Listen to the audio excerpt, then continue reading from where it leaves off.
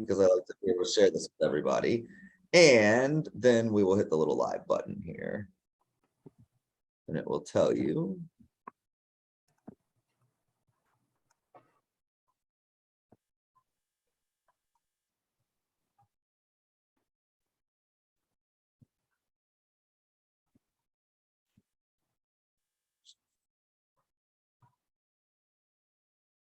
There we go. All righty, guys. So we are live on Real Estate Pet Project, and I am super excited about this because this is I've been involved in rescue for something like 30 years, and this is something that I had never heard of. Now that we've told people about it, apparently this happens in other places, but I did not know this. I had never heard of it. So we are bringing on Megan Winters, and let me make sure I'm saying this right. It's Harbor Humane Society, right? Yep. Okay. And you guys it's not Holland, Michigan. Where is it that you guys are at? So it's in between Holland and Grand Haven. It's technically West Olive. Okay. But it's the west side, basically the shore there of Michigan, right? Yep. Perfect. So tell us a little bit about you and Harbor Humane, if you can. Yeah, definitely. My name is Megan Winters. I'm the director of shelter operations here at Harbor. I've been here almost 7 years now. And my title is just kind of a fancy way of saying that I manage the hourly people and then the pets and kind of the full flow through of them through our building. We do have a specific manager that handles the dog side of things, so I'm definitely more cat focused. Our shelter itself takes in upwards of 4,000 to 5,000 animals each year.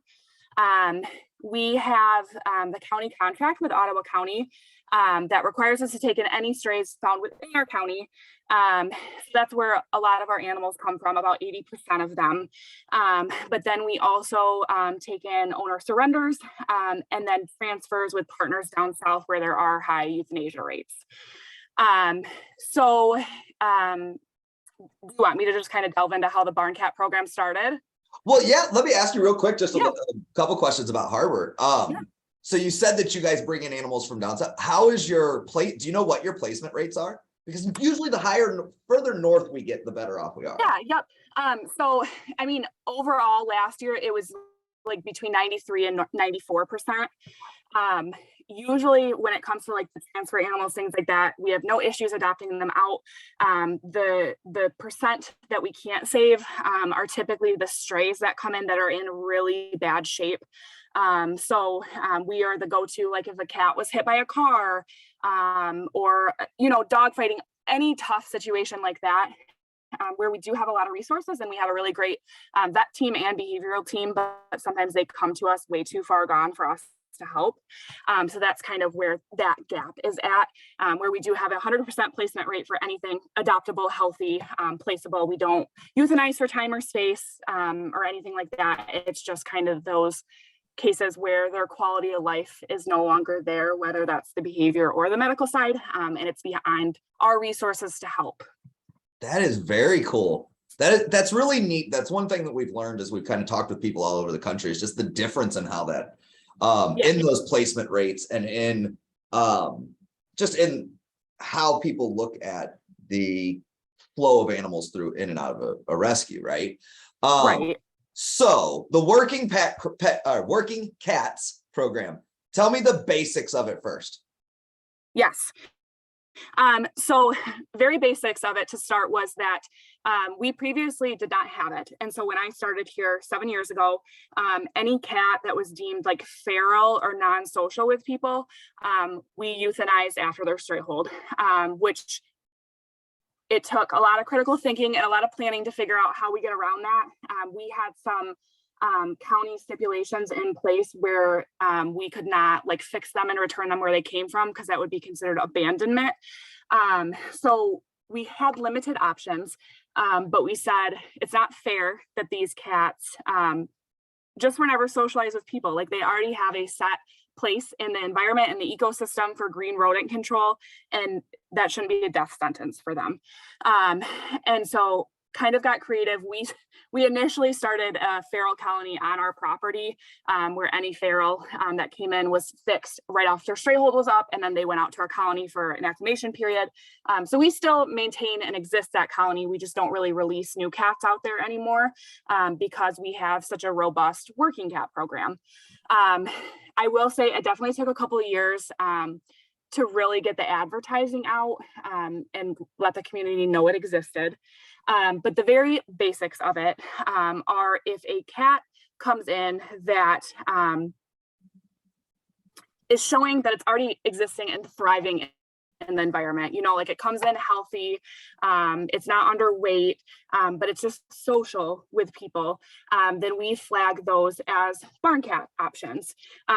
There are some times where they will come in, and within a couple of days or after they've kind of de-stressed a little bit, they will come around and we're like, okay, you were probably previously an indoor cat, might have been dumped, abandoned, and just it was really scary for you. And so we do at least have a minimum of those 4 days stray hold to kind of continue to evaluate. But if our team is continuing to work with them and they are showing very strong indications that we see of how a feral cat behaves in the shelter, then they are identified as such. And then it's priority for our surgical team to get them spayed or neutered, vaccinated, and ear tipped as well, so that if ear tipped cats come back into us, we know that they already have the services that they need, and can go back where they were found at. And then we do heavy advertising through kind of all of our social media channels with potential adopters that are looking for them, along with a lot of word of mouth has helped us with placement with this crew. But if someone is interested in a working cat, they go right on our website, and there is just like a short and sweet working cat acclimation form, where it just talks about like the basic information, the setup that they're planning on for the animal, identifying whether they already have existing means for rodent control. So like if there's poison or things like that being used, we have to come up and work with them on a plan to make sure that's fully removed from the environment before we would place a cat there, because we don't want them going just to be poisoned. So working with them on that. And then we also want to make sure that they have a plan in place for a heat source in the wintertime. So, I mean, some people that reach out to us have already have heated pole barns or different things like that, where those are options, or like indoor outdoor garage situation. But the people that are like really rural don't necessarily have that. So we send them instructions on how to create like a styrofoam warming box with straw in it to help them. And then once we've had all those conversations, they are considered approved for a working cat. We have so many on site, especially this time of year, that are ready to go, that we let people just choose from our available ones. We let them know, like, you're not going to see true behavior and they might be scary in the kennel, but here are the pictures, here are the ages, here's what we have available, and then they can choose from that. Then when they finalize the adoption, there's no fee involved in it.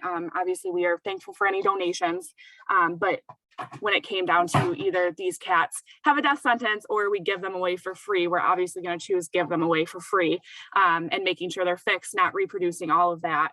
And then kind of in the wintertime or spring, where we maybe don't have as many coming in or as high of an intake, there may be times where we're keeping a waiting list of people that want working cats. And it's just like, we go down the list. As soon as we have some ready to go, we contact them, say, here's 2, you get what you get, or you don't get anything.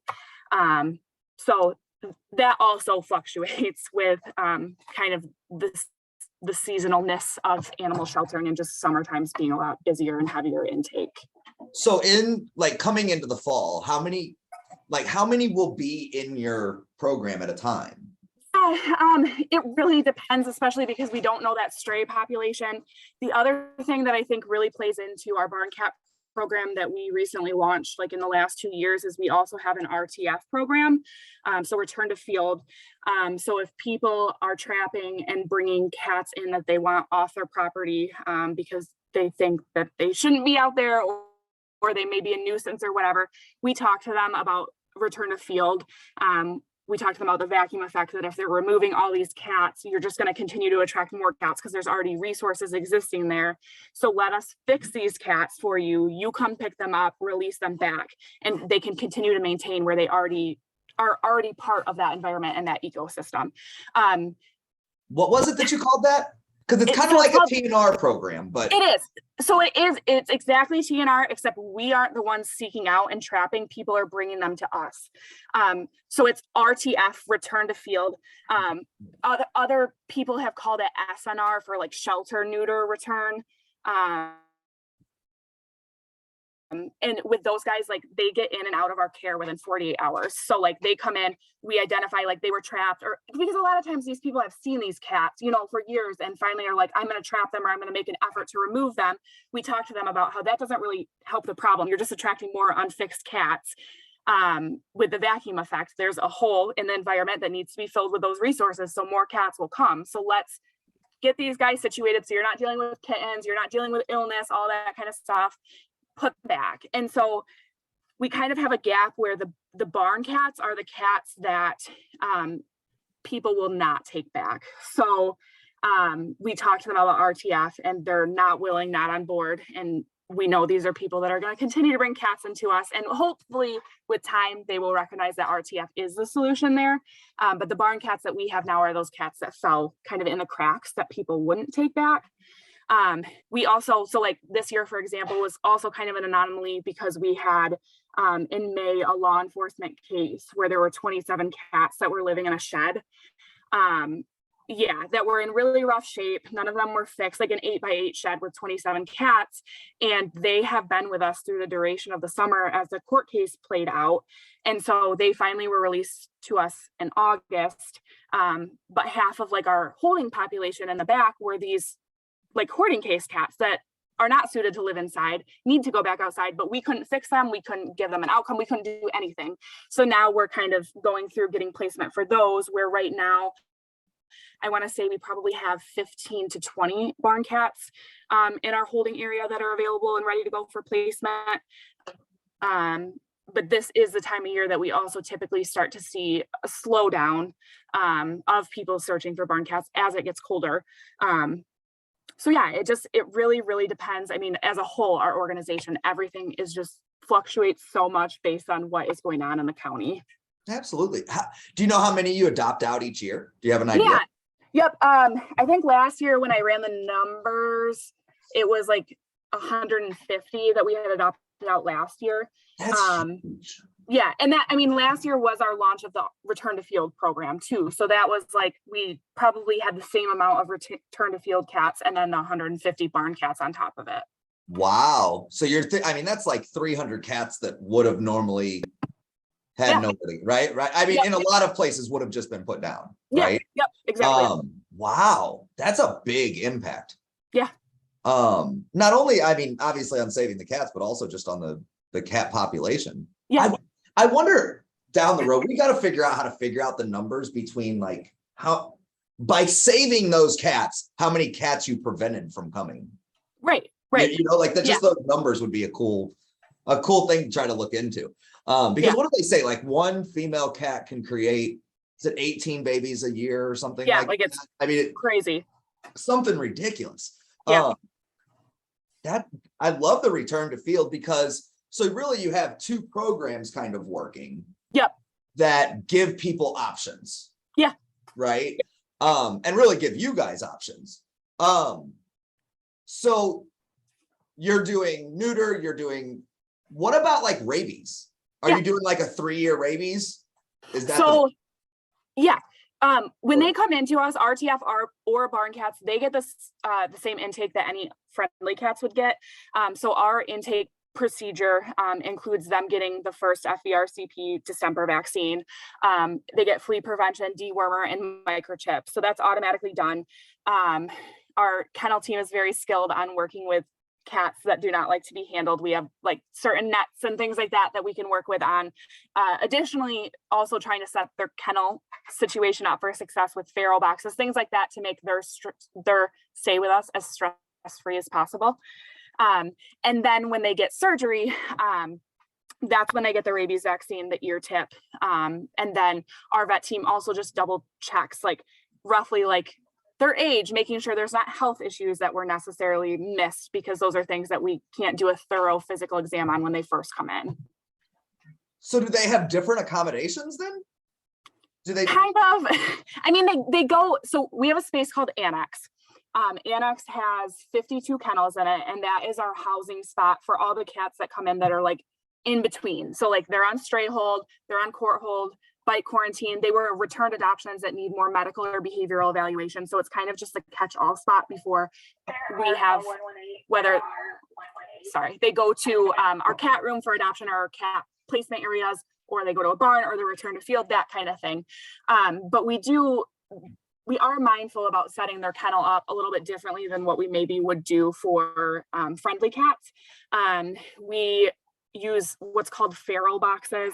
A lot of the animal shelter supply stores sell them, and it's like a plastic molded den that has 2 entry doors on it. It's got the whole front is just a whole plastic door that comes completely out, and then on the side of it, it is like a circle plastic that then you can kind of turn up. So with that, in order for our staff to be safe, for the cats to not be stressed out, that is kind of like their bed area. They go in the kennel with a feral box with bedding in it.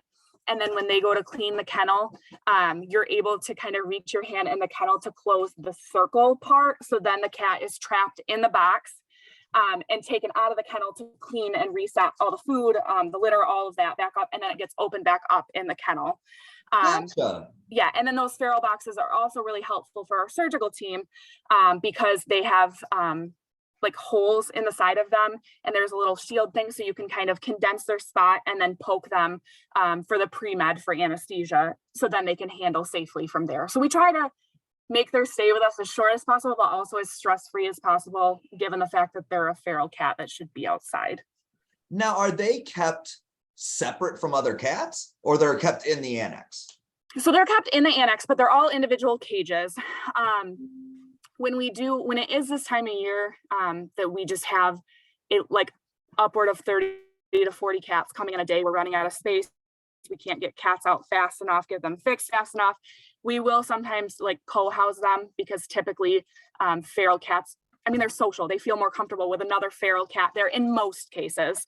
The other option that we have that we did not utilize this year is we do have a very large barn on our property that half of it is a normal wooded sided barn, but then the other half is chicken wire, and there's a loft in there.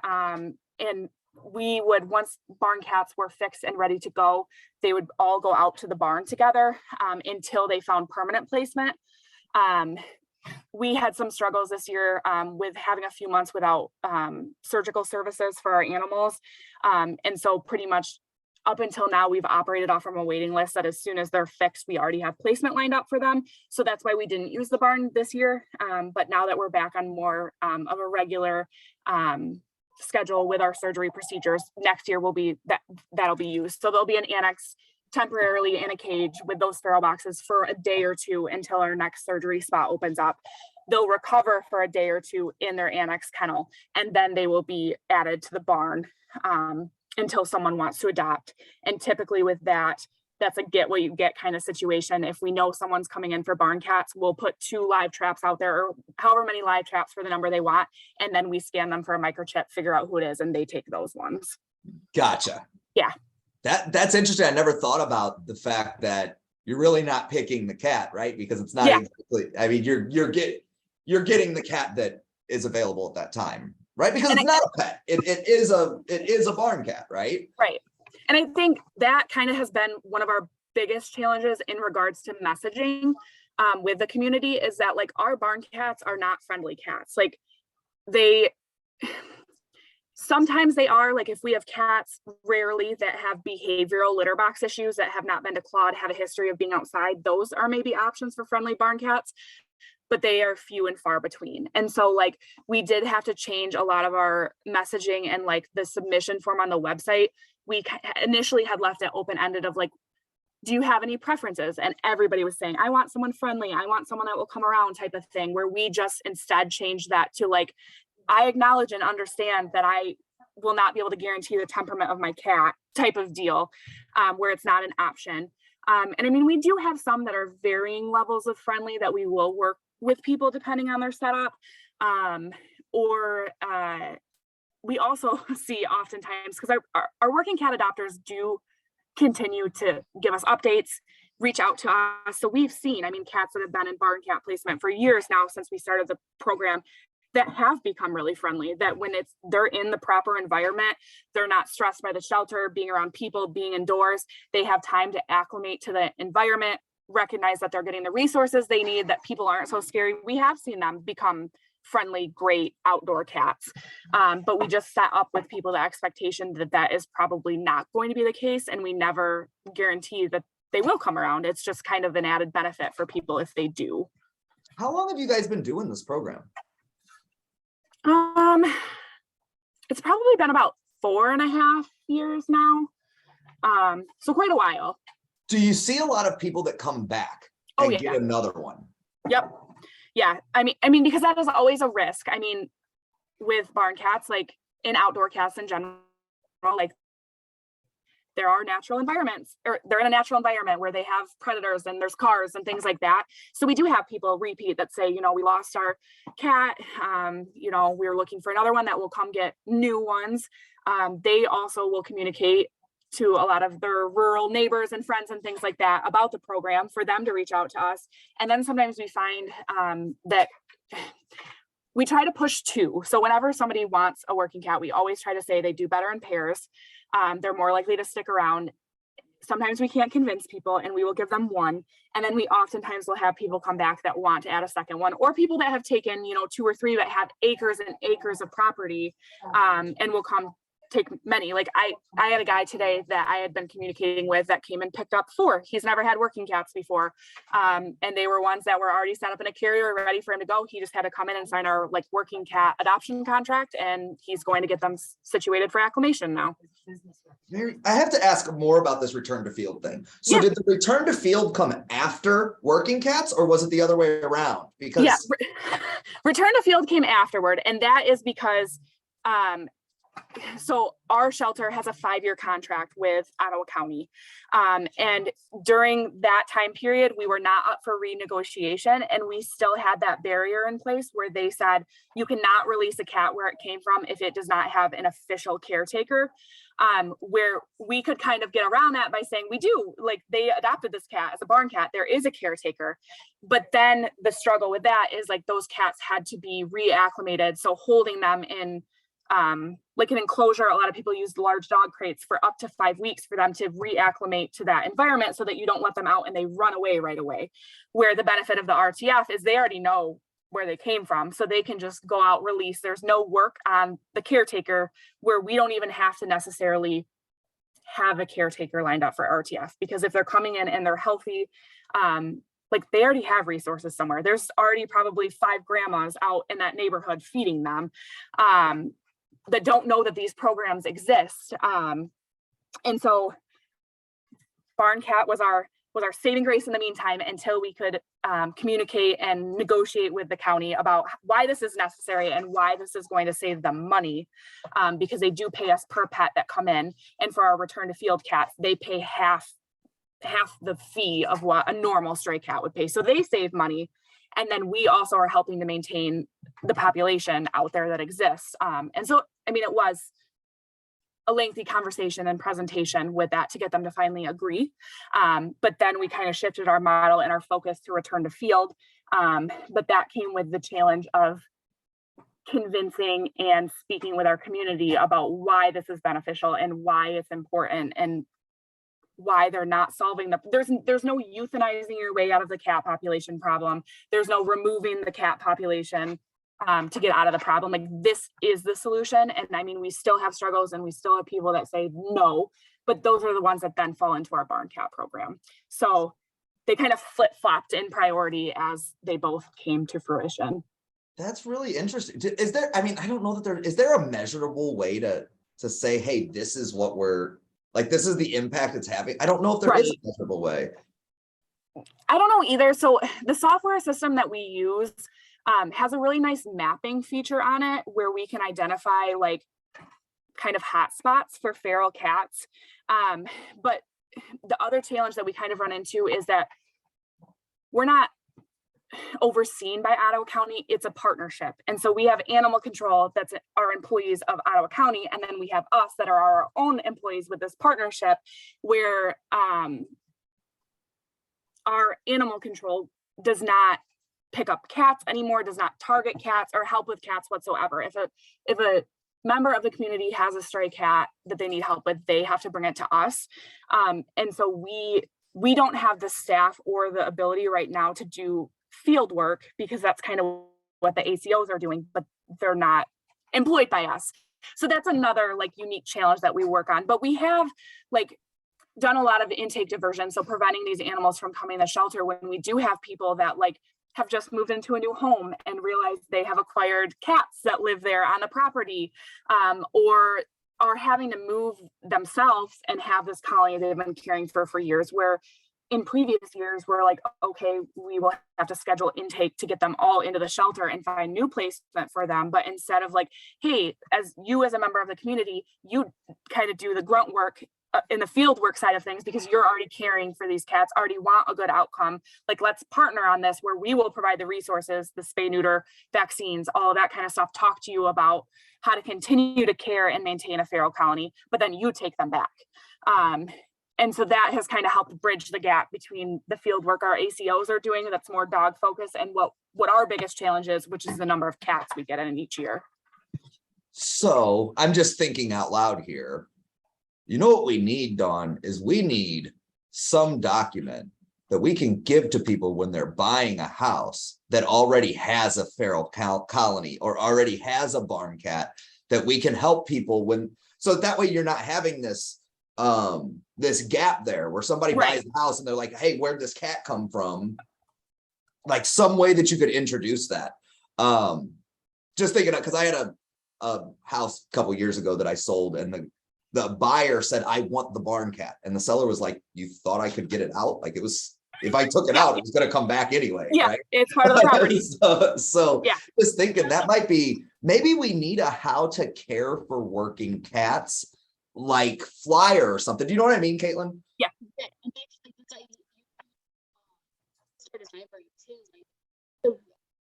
Oh, you're breaking up.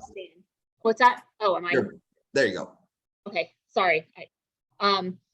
It kind of jump started my brain because many people, because they probably don't like, at least in my brain, like I may be totally off, but like if I was again, I'm in the suburbs.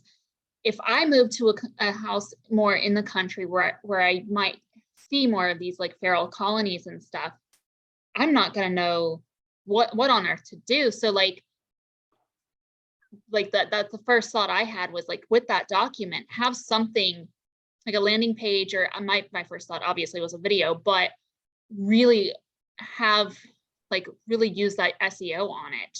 And you know, people are going to be searching like, what do I do with these random cats? And really like, you know, make it local to you guys, obviously, because you guys have this program in place.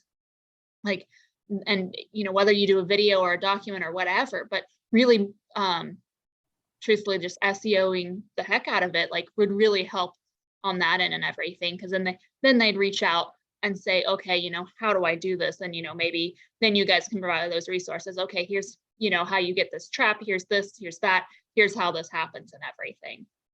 I love it. I love it. Yeah, because how many of us don't, you know, help clients buy a house and they call and say, you know, I think the people left their pets behind, you know, because there's cats. I mean, when we moved in here, we had a couple cats that lived out in the woods. Of course, we have coyotes out there too, so we haven't seen the cats for a while. But Megan, I'm still trying to talk my husband into barn cats. Yeah. But so Do you far, guys no have luck. property, Dawn? We're on 10 acres. Oh yeah. Yeah. And you should have barn cats. Well, yeah, my husband's allergic. I'm like, yeah, you don't have to touch them though. They don't want you to touch them. But Right.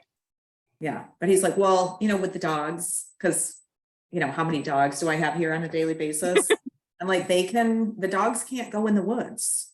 the cats will be just fine. Well, even, I mean, so our property, so, I mean, Dawn knows, but we have a full chain link fence, 6-foot fence all the way around, kind of like the outskirts before it hits the woods. And our 3 feral barns, so our feral colony cats, have access, like holes and portals to get to the other side of the fence. But we do dog let out with our 30 to 50 dogs in our care with these cats, I mean, roaming around, and they get smart and they learn how to get away. And I mean, we take precautions if we are concerned that a dog is going to do all it can to get out of its outdoor kennel to get to a cat. But there, I mean, even in those situations, like, there are ways to get around it and ways to work through it. Let me ask you, if somebody was going to start a working cats program, another rescue, what's the first thing you'd tell them? Like that first piece to grab onto?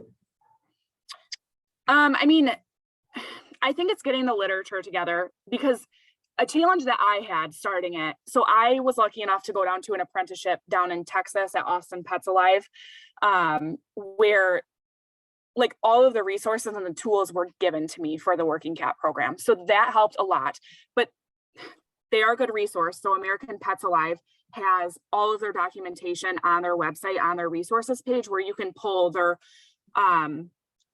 like their SOPs on barn cats, how they label who's a barn cat, how they place barn cats. And then additionally, Ally Cat Allies also has a lot of good resources, has a lot of good videos that already exist, because I think sometimes what shelters and rescues do is try to kind of reinvent the wheel that already exists. Like, even though different areas may have different challenges and different populations, it ultimately is the same goal and the same plan to solve the problems, just with maybe a little bit of like tiny changes. So not reinventing the wheel, using the resources that are already there and educating yourself to be able to support the people that are barn cat adopters. Because I mean, I could talk all day now about how you properly acclimate a barn cat, how you get care for it, all of those kinds of things. But those were challenges that I had in the beginning, and I had to do a lot of education for myself to be able to support and help, and then really sell the program. Because if I did not believe in it and did not fully understand, like, why would anybody else do it? And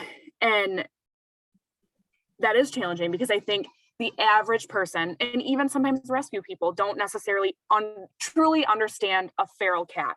I think something that we experience here are rescues that try to turn feral cats into indoor cats, where they're stressed out and it doesn't set adopters up for success. It doesn't make adopters want to continue to adopt and do those things. It uses a lot of resources where we maybe put some human emotions on cats, where, like, yes, in the best case world, every cat would live inside, would not have access to the dangers of outdoor, but that is not the reality. I mean, there are cats reproducing everywhere. So let's do what's best for them, which is fixing them, vaccinating them, and putting them back outside. And so utilizing the resources are at hand, the research that is at hand, for why we do choose to place them back outside, and not spend months and months tying up resources of trying to rehab them, because a lot of the research shows within the first 3 months of a cat's life, so up until 3 months old, if they don't have that important human socialization and connection, it's really hard. Like, there is no like actual rehabilitation for cats. You may see glimmer, you may see like parts where they come around a little bit, but you're not going to turn a 6-month-old feral cat that's never had any human socialization or interactions with human into everybody's favorite indoor cat that wants to be friends with everyone. But then additionally, I mean, like I stated, our challenge was kind of with the county, just making sure that you have a buy-in from all of the stakeholders that are involved in your organization, making sure that you understand it yourself, so that then you can persuade and make them understand and recognize that this is best case scenario and this is what is best in those situations. I think that is always the biggest challenge, even for any new program. But then from there, it's kind of, I don't want to say it's easy, but once you have the buy-in and stakeholders that agree and are on your side and continue to advocate and believe in the program, all of the other things that you need, the resources, the guides for adopters, for acclimation, all those kinds of things, they already exist somewhere else. So it's just figuring out what works with your organization, the process, the flow, your needs, and then tweaking those documents and resources that already exist to get it happening and launching it. It's interesting, something you said there, because in my real estate brokerage, we talk a lot about setting systems and models in place. And once you have the system and model, systems and models can be replicated anywhere. Yeah. And then once they're in place, then you're allowed to get creative, right? Right. Once you've got the system, the plan down, then you can get creative and add in these little pieces like the return to field or whatever, these different little pieces, right? It's interesting that there's the resources, but maybe there's not an actual playbook. And Dawn, just thinking by ourselves, like maybe that's something that as agents we can help put together, is that playbook, is putting those resources into one single spot where people can go, here's what I do first, second, third, fourth. And once I get through these 10 steps, then I can get creative and do what I want. Yeah. I like that idea, because I think that's, at least from what I've noticed of a lot of rescue organizations, is a lot of people want to share the information, just information doesn't get shared outside of your local region. Yeah, and you can't, and that's a gap that we've had with RTF being new within the last 2 years, is that people just don't know it exists. Like when people call and we tell them that's an option, most people are very excited and they're like, that's awesome that you do that. I would love to, get them fixed and put them back. But it's trying to bridge that gap between, everything is so social media focused these days that like we're just continuing to reach out to our audience time and time again. We're figuring out how we get to the people that are not already a part of our audience. And some of it for us was like, we tried to target, like when we first launched it, places that we knew rural people that would want barn cats already go. So like the Tractor Supply stores, like the feed and seed stores, farms, like hobby type farms, apple orchards, things like that, where people will go visit, high traffic area for like more country oriented people that would have a need for it, and hanging up flyers there, like asking them if they would put them in all the bags when they send out purchases, all of that kind of stuff. So trying to reach that population that maybe traditionally we wouldn't be reaching on social media. So you know what just triggered for me, because here locally in St. Louis, outside of St. Louis, we have a lot of wineries. Yep. Setting up, helping the wineries get the working cats for the wineries, but also because I guess yeast attracts a lot of rodents and stuff. Yeah. But then using that as an introduction for all those people that come to the winery, to introduce them to the working cat program. Yeah. Ooh, I like that idea. And from like a PR perspective, that when I went and trained on the program, they were like, find someone like an organization in your community that already has a massive presence. Like, we have like a lot of like apple orchards in the fall and things like that, where they're like, make a big story. Like there was a fire department in one community that had partnered with a rescue to get barn cats on their property, and just turn it into this big PR thing where, it gets in the newspapers and it gets on your local news stations and get green rodent control. So kind of capitalizing on those situations to spread the word. I think also, as we've talked, you have a lot of little like sayings that are in there that I don't know if you noticed, like the green rodent control, right? Yeah. Those little things that are a way to explain it to people in a very short way, in a very positive, very short way, right? You could ignore everything else and say green rodent control, and somebody's going to say that that's something we need. Right. I like those little kind of sayings or little clips that you have in there when you're talking about it, because I think it does give a very clear definition of why this is a benefit. Right. So what's your biggest challenge now? Now you've been running it for 4.5, 5 years. What's your biggest challenge now? Is it still the education side? Is it? I don't think it's necessarily education side. I think still our challenge, kind of as I mentioned before, is getting people to understand that they're not going to get a kitten and they're not going to get a friendly cat for it. Because I think people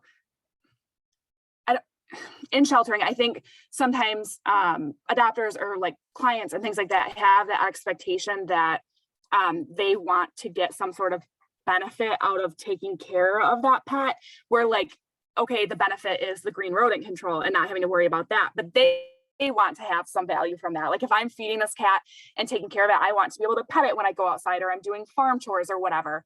And I think our way of kind of getting past that is I like to share a lot of the stories of the cats that I placed that were very mean here, and you were not, like, if cornered, they were going to mess you up, but then they went and had their dog crate acclimation for 4 to 5 weeks, got used to the property, and after 2 or 3 months, you would never know that that cat was considered like an unsocialized or a feral cat.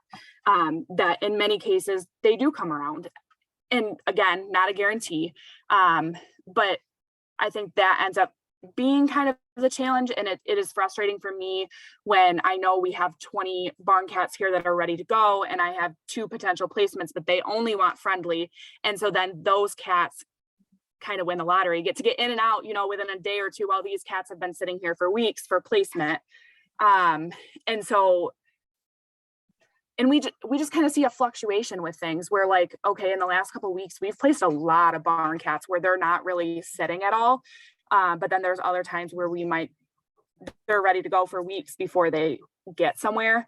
And so, and I've not been able to identify why those fluctuations happen and why sometimes it seems I'm getting nonstop submissions from the website. Like over the weekend, sometimes I can have like up to 10 and I'm like, this is awesome. And then I'll go weeks without one. And I don't know where we're missing things there. Yeah. That's interesting.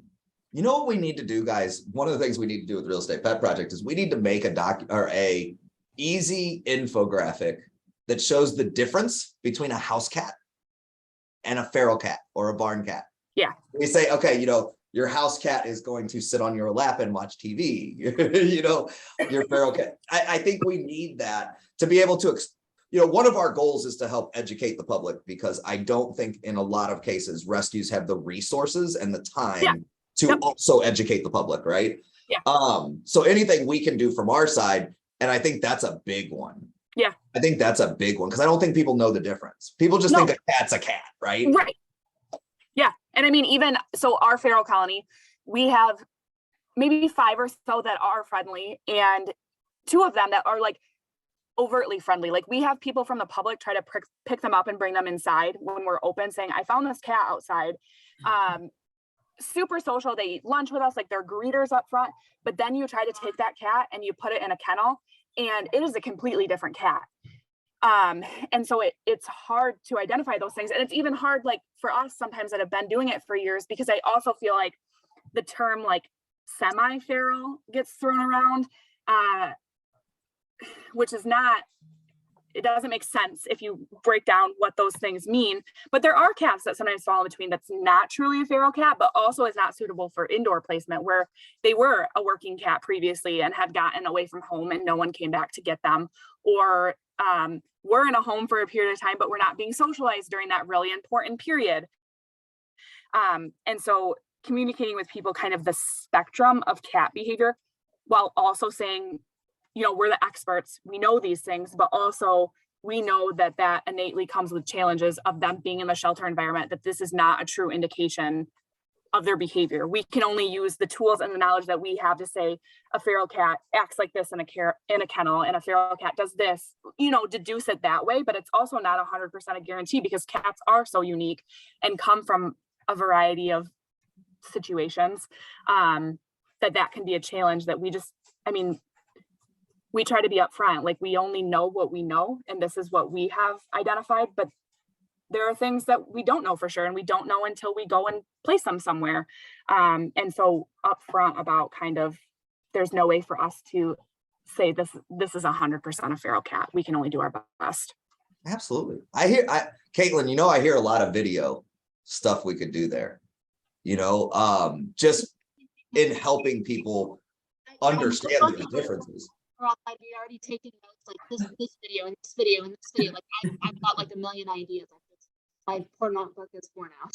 Yeah, I think that I think that there's some. This has been a lot of fun, Megan, because it's really interesting to see how different places look at it, and when somebody's been successful in a fairly. I mean, you guys have done this in a very short amount of time, right? To be running this program the way you are in a few years, or what, 4.5 years, 5 years. That's pretty impressive. So I think you guys deserve a pat on the back for being able to pull this stuff together. If you don't mind, we may pick your brain as we start to try to put some of these systems and models in place for people. Yeah, definitely. Because I think if we can do that, what we do in our brokerage is, we create the system and model, we send it out. Everybody comes up with their creative ideas to it after they've put in their system and model. And then we come back together every now and then and see how we can trade those creative ideas, right? Because some of those creative ideas may work one place, they might not work another. Right. But man, there is a system to make this successful. Yeah. That's already in place, right? It's just making sure that everybody knows what it is. Yeah. Right. Lastly, if you could give one tip to somebody who has a feral cat colony on their property, what would you do? What would you tell them? I always say just start and look into local resources. So I know that every county or area is not necessarily as fortunate as we are to have these resources, but more than likely there is something that exists to help them. So I always say to start looking at how we can maintain it. And so that starts with spay and neuter. So reaching out to your local shelter and rescue saying, I don't want to remove these. Like, I'm happy continuing to care for them. I just want them fixed. And I mean, we have our program here, but then we also have a local organization called the Feral Haven that does vouchers for feral cats to get spayed and neutered through our organization and other low cost options.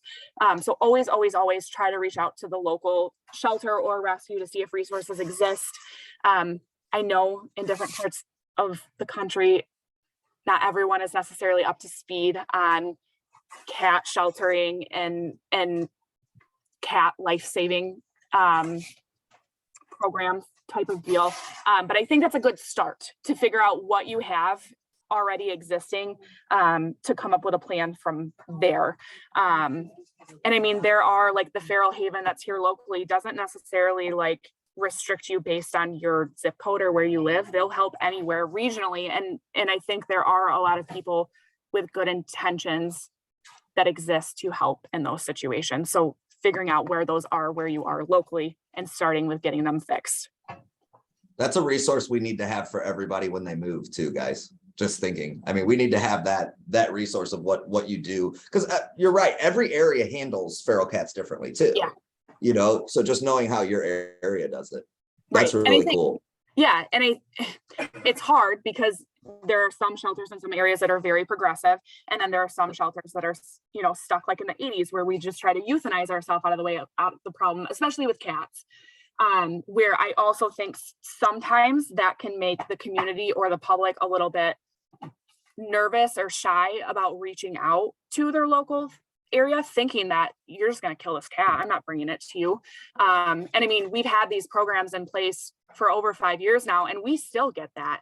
And like our organization, probably a decade ago, was not a good organization. There was a very bad reputation surrounding Harbor, but we found even like over the last decade how hard we've worked to combat that, to bring up our live release rate like a ton, and then put all these programs in place to support people. We still have people come in like that feel that way or kind of are stuck in that mindset.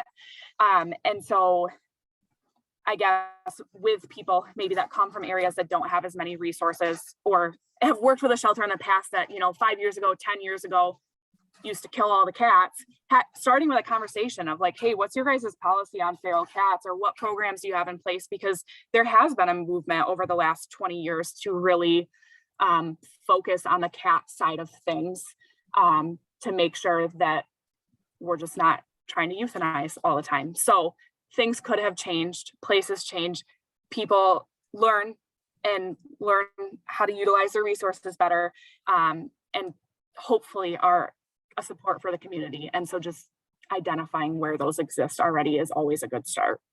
Absolutely. Last question for you, and then I'll let you go.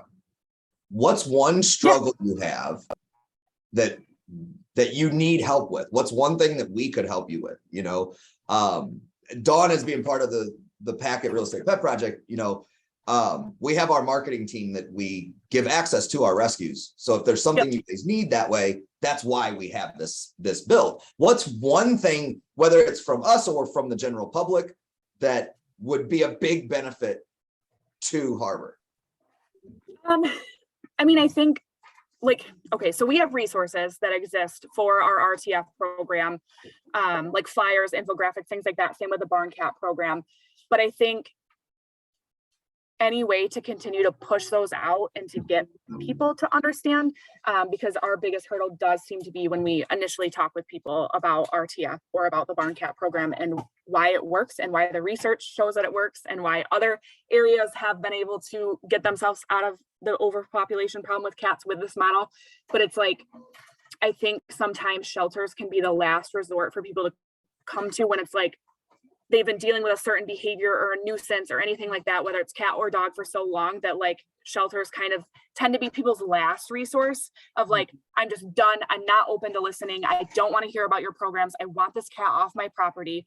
Of like finding a way where we can get to them sooner and know that they have these solutions before they get to the point of just being like, I'm done. Like, I'm going to shoot this cat if you don't take it, because we do hear that sometimes, where maybe if they knew from the beginning that spaying and neutering can help reduce those nuisance behaviors with them, like driving your indoor cats crazy or digging and pooping in your flower garden and just those kinds of things. Like, there are solutions and there are resources in place, but trying to catch people when they are open to hearing that instead of kind of being at their wits' end and us being more of like a dumping ground for people.